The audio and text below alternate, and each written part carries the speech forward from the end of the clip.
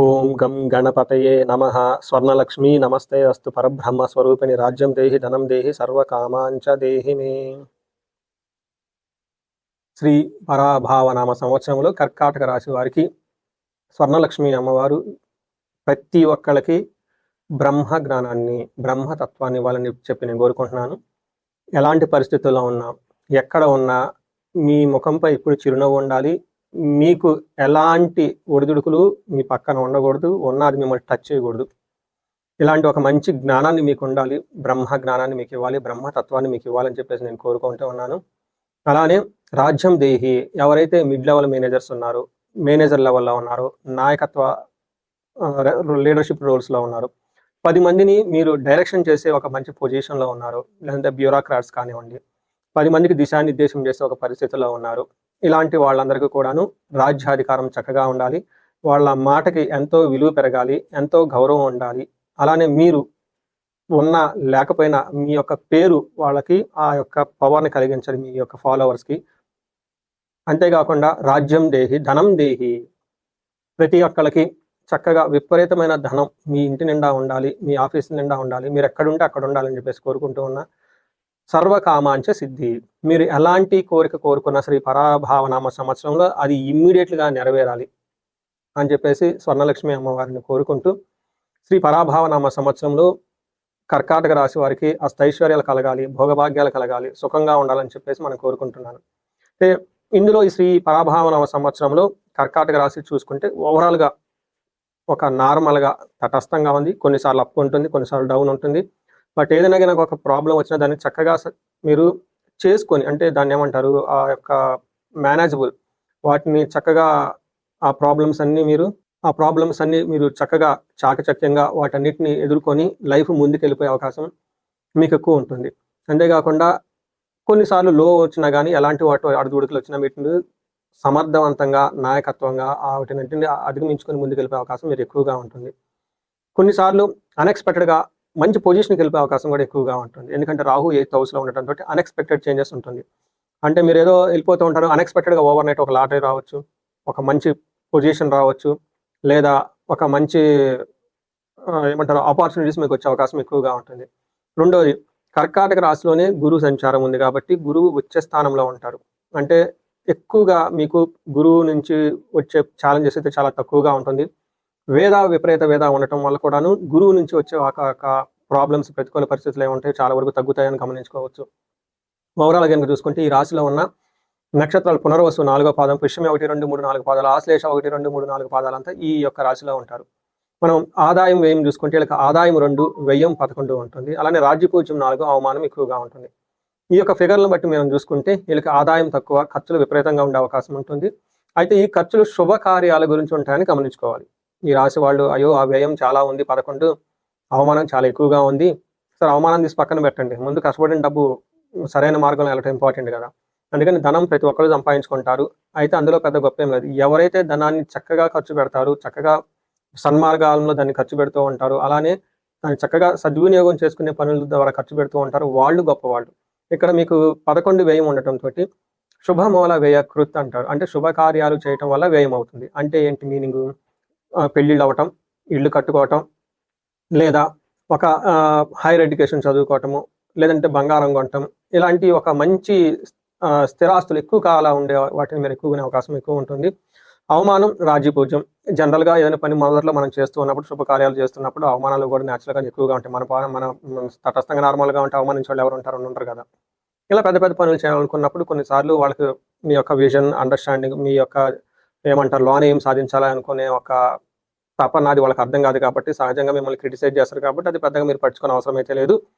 ఖర్చు మాత్రం 1-2 సార్లు ఆలోచించుకొని, చక్కగా అమ్మవారిని తలుచుకొని, అలానే మిమ్మల్ని మీరు 1-2 సార్లు తలుచుకొని, ఇది నిజంగా అవసరమా, ఇది ఖర్చు చేయటం వల్ల లక్ష్యం అమ్మవారు తిరిగి మన ఇంటికి 10 రెట్లుగా సంతోషంగా హ్యాపీగా వస్తుందా, లేదంటే అమ్మవారి కోపం వచ్చేసి దుబారా ఖర్చులకి, పనికిమాలిన ఖర్చులకు పెట్టేసి ఎవరిని పడితే చీట్ చేసి వాళ్ళకి ఆ డబ్బులు ఖర్చు పెడుతుంటే అమ్మవారి కోపం వచ్చేసి మళ్ళీ మన దగ్గరికి తిరిగి రాకుండా ఉంటుంది. ఈ విషయం గమనించుకొని చక్కగా శుభకార్యాలకు ఎక్కువగా డబ్బులు ఖర్చు పెట్టాలని చెప్పేసి నేను కోరుకుంటున్నాను.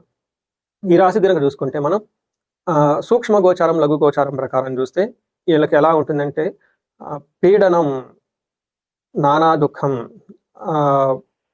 నైవసం, ధనం, రాజభోగం ఇలా అన్ని చెప్తూ ఉంటారు. అంటే మీకు ధనం వస్తుంది, రాజభోగం ఉంటుంది. అయితే నానా దుఃఖం, అనుకోని విధంగా ఏదో ఒక చోట దుఃఖపడే అవకాశం ఎక్కువగా ఉంటుంది. పీడనం, బాడీకి సంబంధించిన మానసికంగా టెన్షన్స్ ఎక్కువ ఉండే అవకాశం ఉంటుందని గమనించుకోవాలి. అయితే గురువు వల్ల మీకు ఎలాంటి ఇబ్బంది అయితే ఉండదో, చక్కగా మంచి అవకాశాన్ని ఇస్తూ ఉంటుందని చెప్పుకోవచ్చు. మీకు 9వ ఇంట్లో శని ఉన్నారు. 9వ ఇంట్లో శని చాలా మంచి యోగ్యతనిస్తుంది చాలా మందికి. ఏ విధంగా అంటే మ్యాక్సిమం కంఫర్ట్, ఫుల్ సాటిస్ఫాక్షన్ ఉంటుంది లైఫ్లో చక్కగా ఎంత ప్రాబ్లం వచ్చినా మీరు కంఫర్టబుల్గా ఉంటారు, మంచి సాటిస్ఫాక్షన్గా ఉంటారు. మీకు శత్రు బాధనైతే ఉండరు. వచ్చే 1.5 ఇయర్ కర్కాటక రాశి వారికి ఎలాంటి శత్రు బాధ అయితే ఉండదు. అనుకున్న పనిలో ప్రతిదాన్ని సక్సెస్ఫుల్గా చేసుకుంటూ ముందుకెళ్ళిపోతూ ఉంటారు. అయితే మనకు శాస్త్రాల్లో మహర్షులు ఏం చెప్పారంటే, కచిత్ దుఃఖం కచిత్ సుఖం, మహా దుఃఖం స్వధారా స్వత క్లేశ అని చెప్తారు.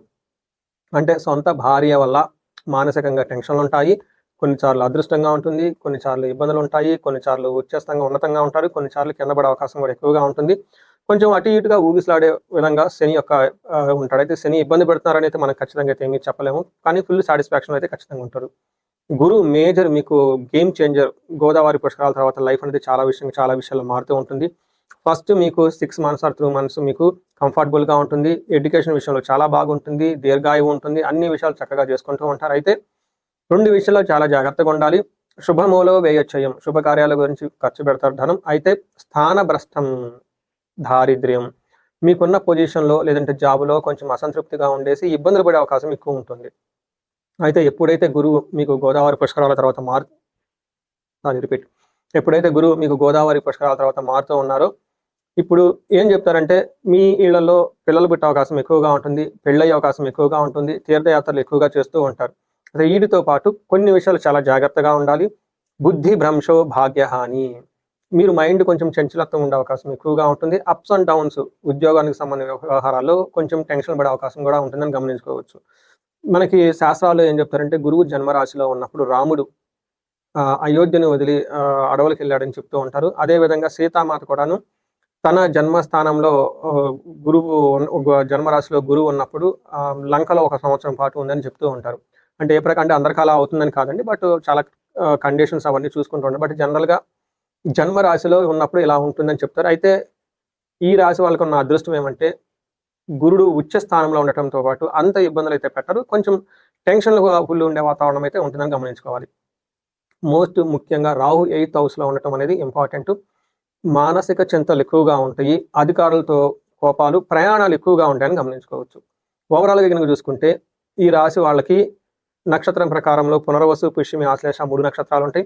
పునర్వసు నక్షత్రం వాళ్ళకి రాజ్యము, చక్కటి మంచి స్టేటస్ వస్తుంది, అనుకున్న విషయాలన్నీ చక్కగా బాగుంటుంది, ముందుకెళ్ళిపోతే అవకాశం ఎక్కువ ఉంటుంది. పుష్యమి నక్షత్రం వాళ్ళకి ధన నష్టము ఎక్కువగా జరిగే అవకాశం ఉంటుంది. రాజ సమాన సౌఖ్యము, రాజ్య లాభము. చూడండి, అంటే you treated as a king, అలానే రాజ్యలాభం, రాజ్యం మంచి ఒక పొజిషన్ వచ్చే అవకాశం ఎక్కువగా ఉంటుంది. పట్టాభిషేకం, ఒక మంచి ఉన్నతమైన పొజిషన్ ఖచ్చితంగా అయితే వెళ్తారు. కొన్ని విషయంలో జాగ్రత్తగా ఉండాలి. వీళ్ళకి ధన నష్టము, పరవాసము, ఉన్న ప్లేస్ నుంచి దూరం వెళ్ళే అవకాశం ఎక్కువగా ఉంటుంది, లేదా ఫారిన్లో సెటిల్ అయ్యే అవకాశం ఎక్కువ ఉంటుంది. ధనం కోల్పోయే అవకాశం కూడా ఎక్కువ ఉంటుంది, కాబట్టి కొంచెం జాగ్రత్తగా ఉండాలి. ఆశ్లేష నక్షత్రం వాళ్ళకి రాజ్య సమాన సౌఖ్యము, రాజ్యలాభము, ధన వృద్ధి, పట్టాభిషేకం. చూడండి, ఈ ఆశ్లేష నక్షత్రం వాళ్ళకి నక్కందొక్కారని చెప్పుకోవాలి. ఇంత మంచి కాంబినేషన్ చాలా రేరుగా వస్తుంది. ఒకటి రాజ్య సమాన సౌఖ్యము, రాజ్యము, పట్టాభిషేకం, అంటే అథారిటీ వస్తుంది, మీకు ఒక మంచి పొజిషన్కి వెళ్ళిపోతారు, కంఫర్టబుల్గా ఉంటారు, ధన వృద్ధి కూడా జరుగుతూ ఉంటుంది.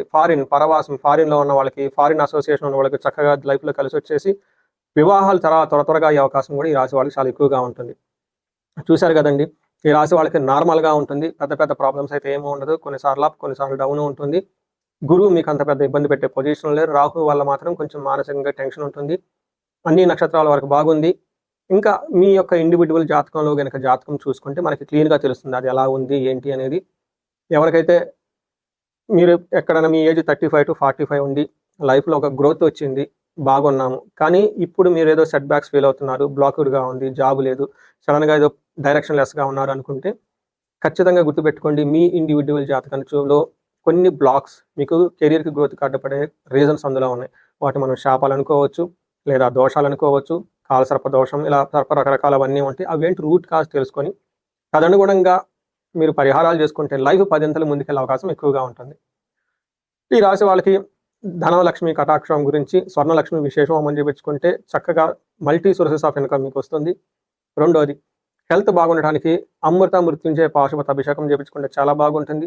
చాలామందికి ఈ టైంలో అమెరికాలో ఉన్న వాళ్ళకి ఈ వీసాలు కానివ్వండి, H1B వీసా దగ్గర నుంచి, H4 దగ్గర నుంచి, కొంతమందికి ఈవెన్ గ్రీన్ కార్డుకి అప్లై చేసుకుంటూ ఉంటారు. నాకు ఉన్న క్లయింట్స్ చాలామంది వచ్చి ఆ ముహూర్తాలు అవన్నీ పెట్టుకుంటూ ఉన్నారు. ఈ టైంలో ఇన్ కేస్ మీకు అలా ఎక్కడన్నా గనక ఒక సపోర్ట్ కావాలనుకున్నప్పుడు రాహు విత్ మన్యు పాశుపత అభిషేకం చేయించుకుంటే ఫారిన్లో ఉన్న వాళ్ళకి చాలా చక్కగా పనికొస్తుంది. ఎంతో మందికి జాబులు రావటం అవన్నీ చేయడం జరిగింది. సో వీటితో పాటు ఇంకా మీ ఇండివిజువల్ జాతకంలో ఏదైనా సమస్యలు ఉన్న భార్యాభర్తల మధ్య అవగాహన గురించి విశ్వావసు గంధర్వరాజ హోమము, అన్యోన్య దాంపత్య పాశుపత అభిషేకం చక్కగా చేయించుకుంటూ ఉండండి. సో చూశారు కదండి, మీకున్న ఎలాంటి ఇండివిజువల్గా ఎలాంటి ప్రాబ్లం ఉన్నా ఖచ్చితంగా ఒకసారి హారోస్కోప్ చెక్ చేయించుకొని అందులో బ్లాకేజెస్ ఏముంటాయో తెలుసుకొని తదనుగుణంగా పరిహారాలు చేసుకుంటే లైఫ్ 10 వెళ్ళటానికి ఈ కర్కాటక రాశి వాళ్ళకి బెస్ట్ సంవత్సరం ఇది శ్రీ పరాభావ నవ సంవత్సరం అని గమనించుకోవాలి. ఈ రాశి వాళ్ళందరికీ అష్టైశ్వర్యాలు కలగాలి, భోగభాగ్యాలు కలగాలి, అందరూ 10 రెట్లు జీవితంలో ముందుకు ఎదగాలని చెప్పేసి నేను కోరుకుంటున్నాను. నమస్తే.